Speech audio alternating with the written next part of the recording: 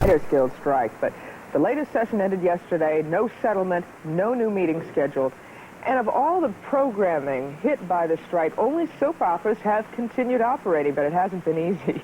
Joining us now from Los Angeles is A Martinez of Santa Barbara here on CBS, and here in New York City, Nancy Addison, who was on Ryan's Hope on ABC for 13 years. Yes. Good morning, Nancy. Good morning. Nancy, Hi, Kathleen.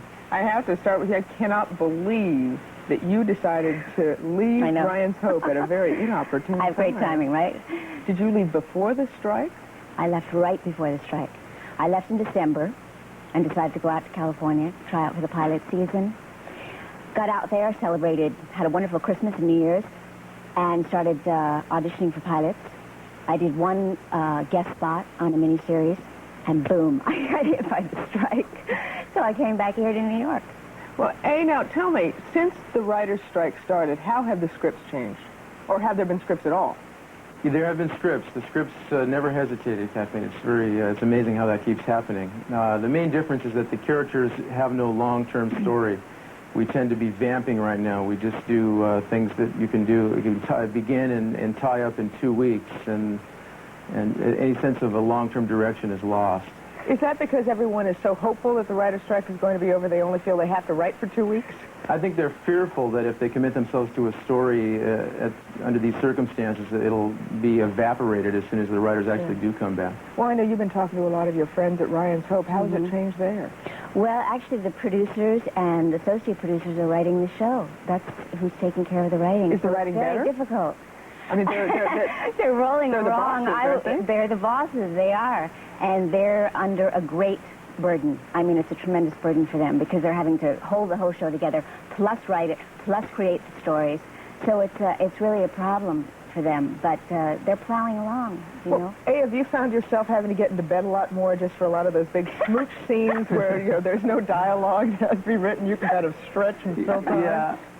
My character moved into a new house that has a jacuzzi. It gives me a chance to spend time bathing in public. But that's the main difference I noticed, too, is that the producers, the people upstairs are walking around with saucers for eyes because they're doing 2 jobs. And I don't think it can go on too much longer without something giving. But, A, you must be very, very happy just to be working. Yeah. It's amazing how so many actors that would normally, that you don't see, show up around the studio just to keep their faces in the casting director's eyes these days and give themselves a chance to maybe catch on. It's hurting everybody terribly. How serious is it? Well, it seems extremely serious. It seems to maybe threatening the constitution of the guild, which would be dangerous for all the unions in this business, and I'd hate to see that happen. It's really affecting everybody. It affects everybody. People have 50% of the people in California where so much of the work is done have been laid off. I'm talking from crew to secretaries to everybody. Families are affected. I mean, people live on paper out in L.A. and here they're not working it. Well, what are you doing? I treat it like I was a kid again. My year always started September was my school year. And then June, July, and August is summer vacation. So I'm treating it like I'm on summer vacation and hoping that it will be over, and in September I go back to school. What happens if it isn't?